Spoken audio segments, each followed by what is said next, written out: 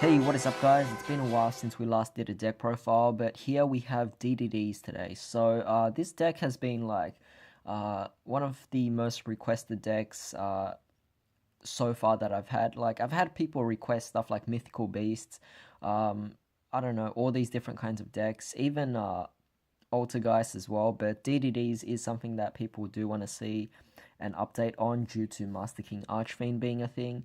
So yeah, I have a new Master King Archfiend over here, and it's really awesome to test out. So this came out back in Extreme Force. Right now we already have Flames of Destruction and Dark Saviors as well.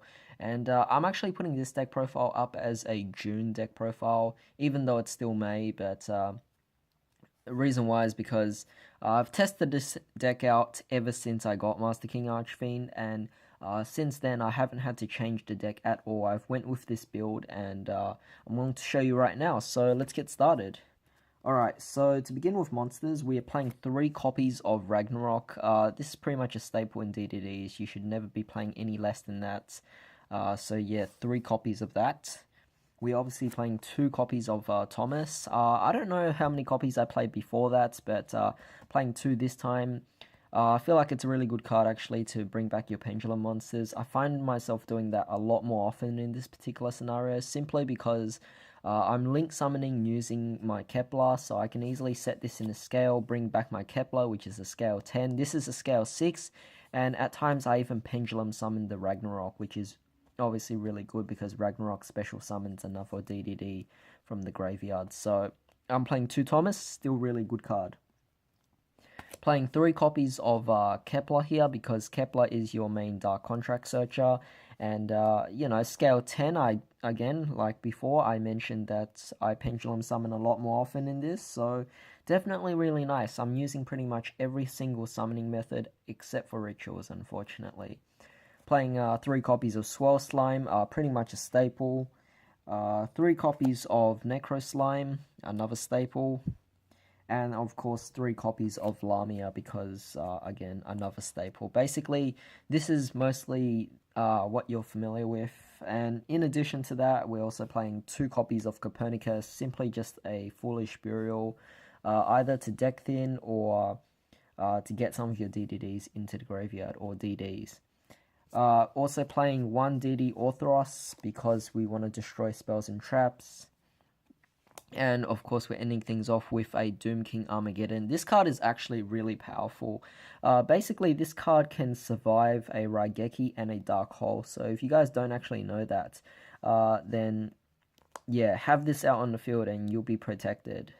So really powerful card, and I think it's really good to have in the deck just as a one-off.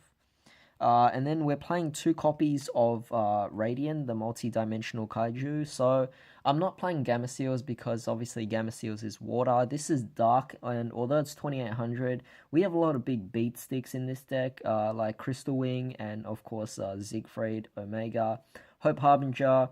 It's not difficult to get over Radiant's 2800. So I use that, and the reason why I'm playing Radiant is because we're playing Allure of Darkness in this deck, and I feel like we'll always have targets to banish, so most of the time when I have a spare in the hand, then I just activate a Allure of Darkness, getting rid of this, so it's definitely really good here.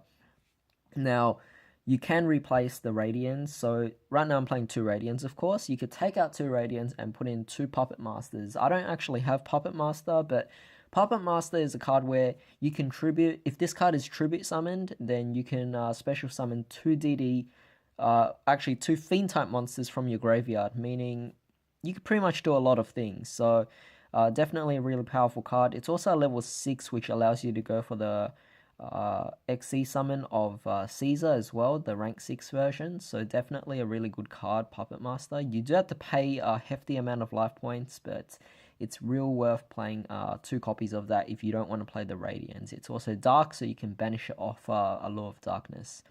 Another option is you can also take out 2 of these and also put in Goddess of Sweet Revenge, which came in the Legendary Collection Kaiba as well. So that card is actually a hand trap where if your opponent tries to attack you, you can special summon it from the hand and then special summon any monster from your deck.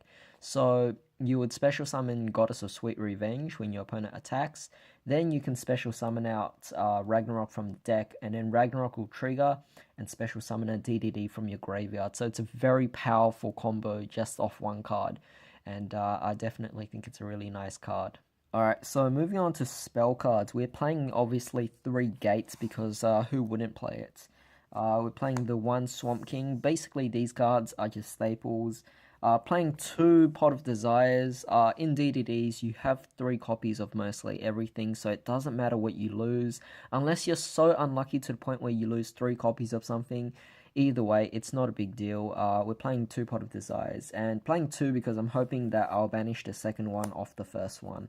But either way, I have played games where I have activated both Pot of Desires before, and I have won, so really good card.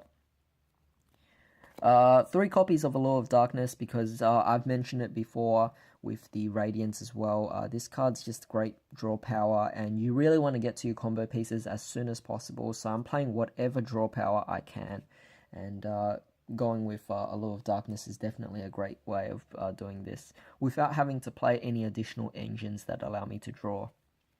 Playing the 1 Monster Reborn here, it's alright. Like, honestly, you don't even need it, but I just put it in there in addition to what I can do. It really does open up a lot of potential for this deck and your future summoning methods as well, so definitely really fun card to have.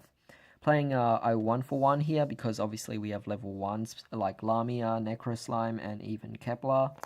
Playing 1 Foolish Burial just to get your Necro Slimes to the graveyard, or even Swirl Slime to gain its effect. Dark Hole or Raigeki if you have Raigeki. Sadly, I don't have Raigeki yet because I haven't been buying into Yu-Gi-Oh that much.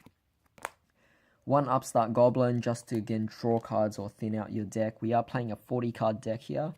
Playing one Day of Peace. I don't know, just a great card to store. I don't really mind, and it does protect you from your Dark Contracts, so definitely a really good card because your Dark Contracts isn't a cost, it is a take, so that means if you activate 1 Day of Peace, you're safe. You also have, for trap cards, we're playing 1 Dark Contract with the Witch because Witch will destroy our opponent's stuff, which will disrupt their plays, and I still think it's a really good card to play in this particular format. Now that we have the ban list, Flames of Destruction, even Dark Saviors. Speaking of Dark Saviors, we have the Sky Strikers, which is a very powerful archetype that focuses on a bunch of spell cards and just having no monsters on the main monster zone and just the 1 link monster that they typically go for. So we have the 1 copy of Eradicator Epidemic Virus. So this card pretty much destroys Sky Strikers. Of course, it's only at 1, unfortunately. Now, at times I have thought about playing Grave Grinning Virus instead. You could take out Upstart or 1 Day of Peace and throw in 2 copies of Grave Grinning Virus as well. But overall, with Sky Strikers currently being the most popular deck right now for people to try out and play, I feel like it's unnecessary to do that because you're just going to be hitting 1 monster. And Sky Strikers, they mostly play spells, so I think Eradicate is definitely becoming a really, really good card here. More people are also playing trap cards like Infinite Impermanence, and also Evenly Matched is still heavily seen in the current format as well as side deck option. So with that being said, we can also play in the Eradicator to get rid of those trap cards as well. So I think this card, if this card was at 3, I'll definitely throw in 3 right now because it's just such a powerful card. I think it's one of my most favorite virus cards as well. So yeah, definitely worth playing, but if you want to play Grave Grinning, then take out these 2 and you could throw in 2 of them. So yeah, not too bad, but that's it for the main deck. Let's move on to the extra deck. Alright, so for the extra deck, this is pretty much the one where most people are looking forward to. Let's start off with a Wave Oblivion King Caesar Ragnarok. So I'm still playing this card because sometimes I do occasionally go up against decks that have just such high power and so difficult to get over. And this card was a non-target stealing card, which great against Blue Eyes players, great against Dark Magician players. Just if they have 2 monsters on the board, really huge beat sticks, then use this card. bounce back one of your Dark Contracts or DD monsters and steal their monster and equip it to this. This also gains the attack of the stolen monster as well. It's not even targeting, it's just very powerful. Playing the one copy of Dragonbane King Beowulf, mostly just the combo piece, but if you want to use him as an individual card, he does do piercing damage, or he gives all DD monsters the ability to pierce. So really nice card, and also Heavy Storm during your standby phase as well. Playing the DDD Oracle King Diark, because who doesn't love gaining life points? Also a great combo piece just to further your synchro plays, because it's a level 7. And we're playing 2 copies of Flame King Genghis. I have thought about bumping it up to 3, but I think it's unnecessary at this point. If you want to put it at 3, then you could take out maybe the Caesar Ragnarok. But overall, I still like Caesar Ragnarok, so up to you on those ratios. But I do think 2 is the minimum. Moving on to Synchro Monsters, playing the Crystal Wing, of course, because it's so easy to go into in this particular deck. Playing the 1 Psyframe Gear Omega because, again, another easy card to go off with. And if you synchro into him, you can banish it, open up your link zone. So really easy card to go into as well. Have Curse King Siegfried because this card is just going to negate any spells or traps. So definitely a really great card. We have Gust King Alexander, again to special summon, extend your plays. Meteor Burst, again, just to special summon out your Pendulum monsters from the Pendulum Zone. I've done that on Kepler, on Savant Thomas, and of course on Ragnarok as well. So it really works well in this particular deck. For Xyz monsters, we're playing DDD Duo Dawn King Kali Yuga. Definitely a really cool card here. And I don't know, it's just going to negate everything on the field. So overall, your opponent can't activate anything. It's just a really powerful card. Unless they have Solemn Warning or Solemn Strike, they can't activate anything at all to deal with Duo Dawn King Kali Yuga. Meaning, this card can easily deal with an evenly matched if your opponent is dumb enough to actually set the card. But yeah. Also playing number 38, Hope Harbinger. I wish there was a non-gold version of it, but too bad. Playing the DDD Wave King... Wave Hiking Caesar because we would be using 2 Genghis to go into it, which might seem wasteful, but overall this card actually is a really good card and it's helped me so many times. Actually, a few of my games I went into this, and the thing is, it's not once per turn as well. Basically, you can negate pretty much 2 summons, which is just so powerful. So I think it's a great card to play. For Link Monsters, we're playing 1 Decode Talker, and of course the new card, Master King Archfiend. I'm only playing 1. I've thought about playing 2 before, so if you want to play 2, then feel free to take out the Caesar Ragnarok, but I feel like 1's enough for now. Right now I'm playing 1 Archfiend and 1 Decode Talker. You might be thinking, oh, what about taking out Decode Talker for the second Master King? I have thought about that as well. I've even tested it out, but I prefer this particular build with the Decode Talker as well, just because Decode Talker can have you gain particular numbers to finish your opponent off. But Master King Archfiend is definitely a really great card. It makes it so much easier because the thing with DDDs is we can do most of our combos as long as we have 2 extra deck zones to go into. So as long as we have that, we can pretty much do infinite amount of plays. And Master King Archfiend does open up a lot of opportunities for that. So that's pretty much it for the deck profile. Hope you guys enjoyed this. It's been working out so well. So again, this is a June deck profile and not a May because I've been testing it out. No need to change it. Just really powerful.